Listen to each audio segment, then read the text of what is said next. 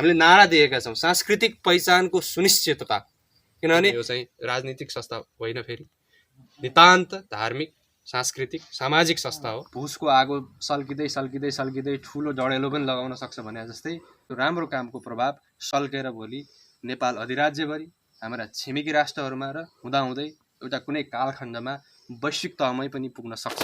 धर्मान्तरण भएको विषय एकदमै जल्दो बल्दो विषय आज नेपाल अधिराज्यभरि छ र हाम्रो गाउँठाउँमा हाम्रो परिवारभित्र नै पनि यसले धेरै हदसम्म छिरेर परिवारमा विखण्डन र समाजमा दाजुभाइभित्र समेत विखण्डन ल्याएको अवस्था हामीले देखिरहेका छौँ।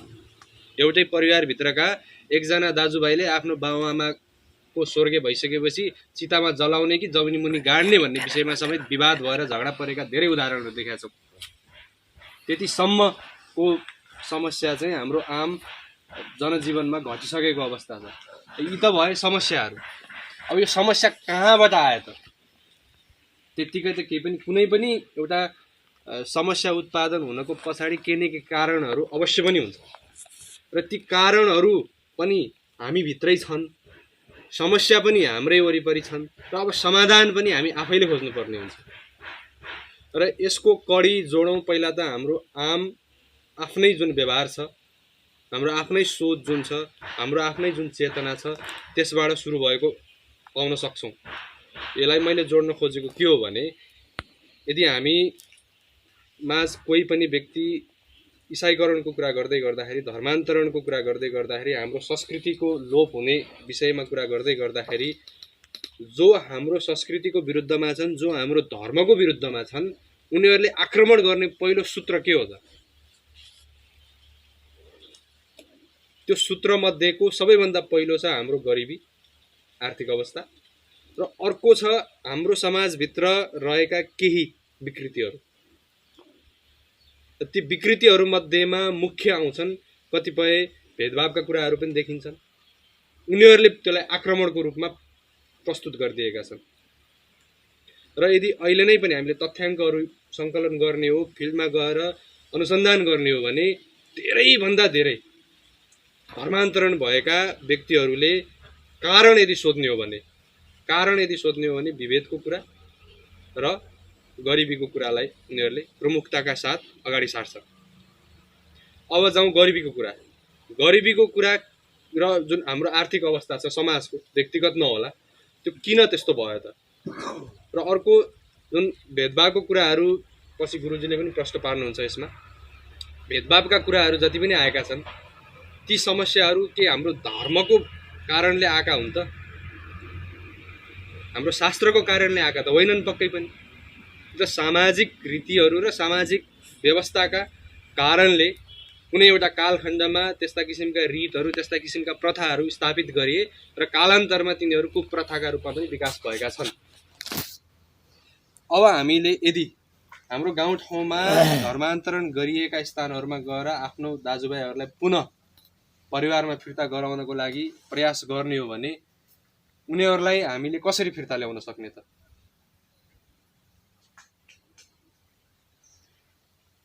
अब आएर यो आफ्नो ठाउँमा यसको महत्त्व छ, तर एउटा कुनै अमुक स्थानमा एउटा मन्दिर मात्र स्थापना गरेर समाधान हुन सक्छ? समस्या त्यो समाधान हुन सक्दैन। अब चाहिँ जो पनि हामी जति पनि छौँ हैन, धर्मको क्षेत्रमा अथवा संस्कृतिको क्षेत्रमा त्यसको जागरणको लागि काम गर्न खोजिरहेका छौँ। एक ठाउँमा आएर एउटा साझा मञ्चमा आएर साझा कार्यक्रमका साथ गाउँमा गएर अभियानहरू सञ्चालन गर्न सकियो, जागरणहरू गर्न सकियो। हजुरहरू जस्ता सन्त महन्तहरू हैन, अग्रजहरूले यदि यो कार्यक्रममा यस्ता किसिमका गतिविधिहरूमा संलग्नता जनाएर साथ सहयोग गरिदिएर हामी सँगसँगै एक ठाउँमा उभिएर यदि गर्न सकियो, यो जनचेतना जगाउन सकियो भने यसले धेरै हदसम्म यो समस्यालाई समाधान हामीले गर्न सक्छौँ। यिनीहरूले सबैभन्दा बढी आक्रमण गरेको पनि त गरिबी जहाँ बढी छ, जहाँ बढी अशिक्षा छ, त्यस्ता क्षेत्रहरूमा आक्रमण गरिरहेका छन्। जुन ठाउँमा हामी पुग्न सकेका छैनौँ त्यो ठाउँमा उनीहरू पहिलो पुगिरहेका छन् भनेपछि कमजोरी त हाम्रो पनि छ त्यहाँ। हामी पुग्नै सकेका छैनौँ। हामी अस्ति भर्खरै बैतडीका धेरै स्थानहरूमा पुगेर आयौँ, स्वामीजी गुरुजी सिगास धामसम्म पनि पुगेर आउनुभयो। अनि पहाडका यति धेरै स्थानहरू छन्, यति धेरै ठाउँहरू छन्, त्यसका आफ्नै धार्मिक सांस्कृतिक महत्त्व छन्।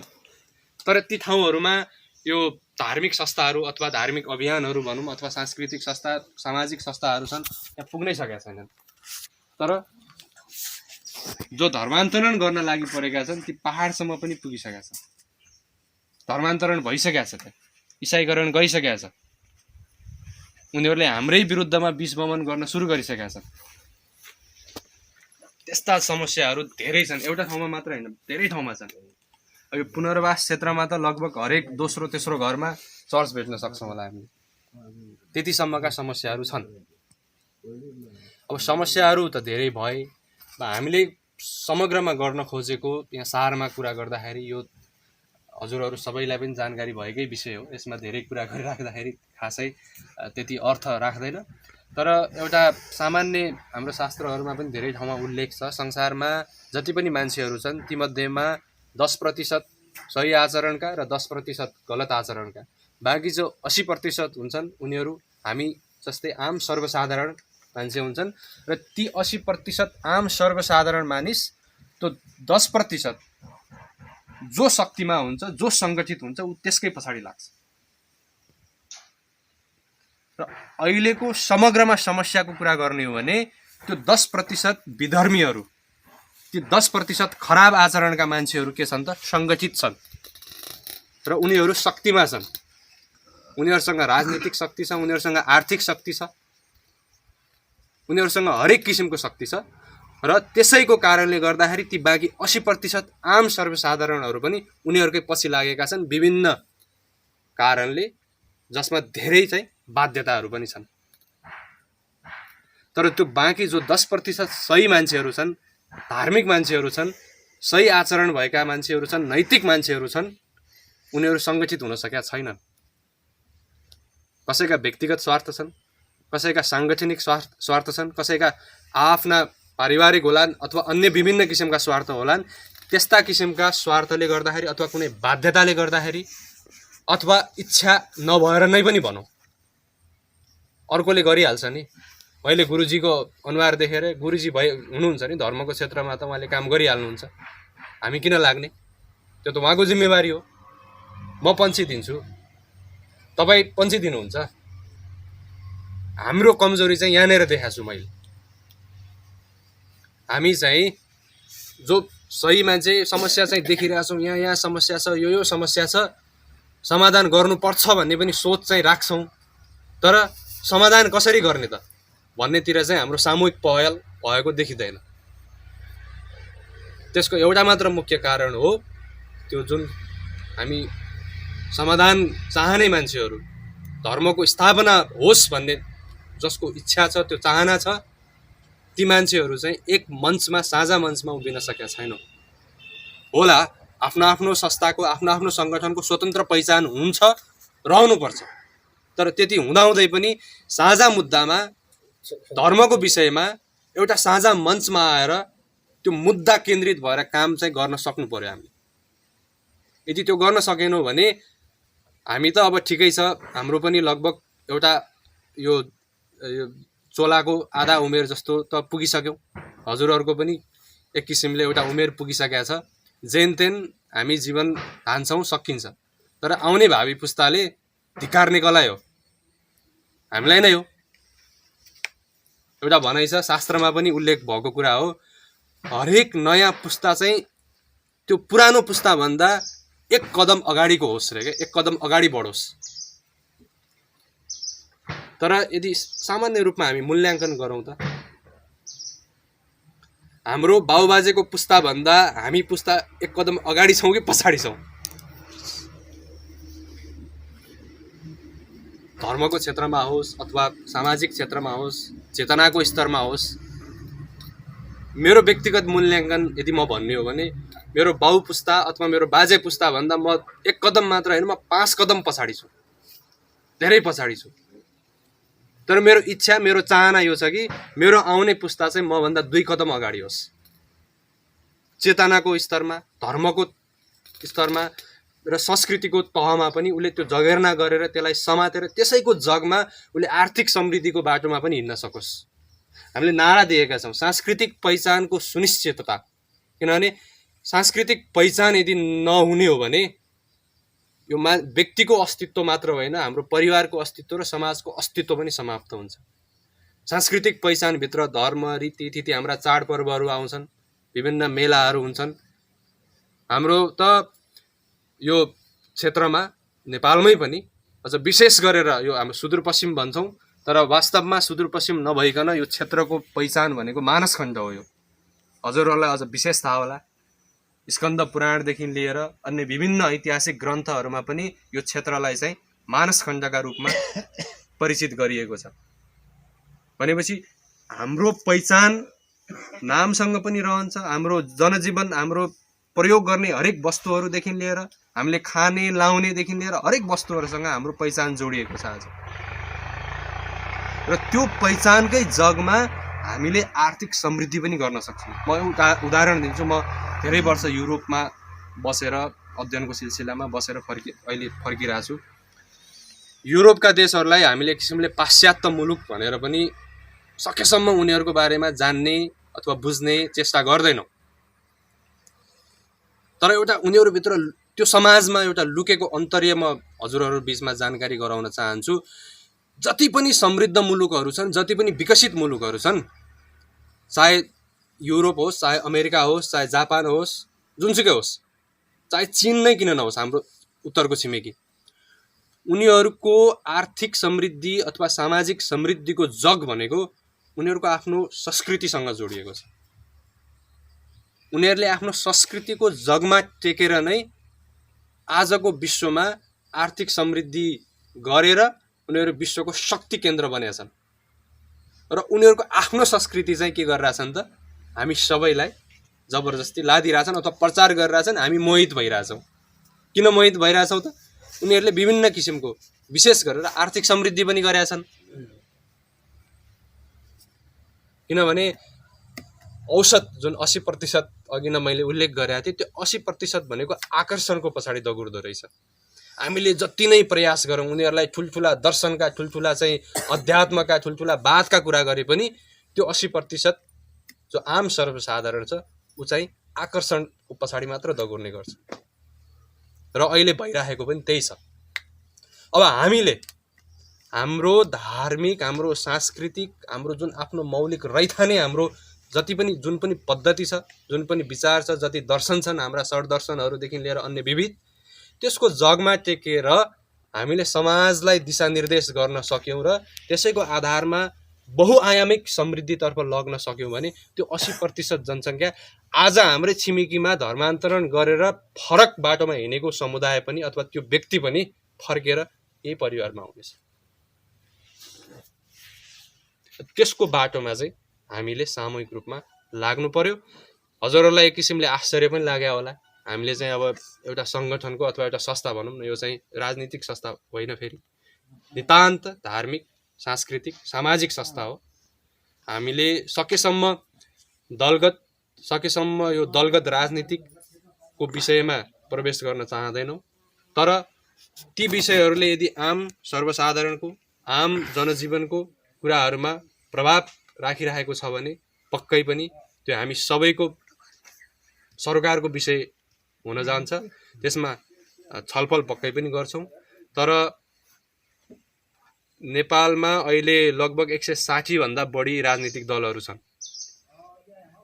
त्यो मध्येमा औसत वामपन्थी विचारधाराका छन्, केही अब आफूलाई प्रजातान्त्रिक भन्नेहरू पनि छन्, र धेरै थोरै जसले चाहिँ धार्मिक विषयहरू अथवा नेपालको सांस्कृतिक मुद्दालाई पनि समातेका छन्।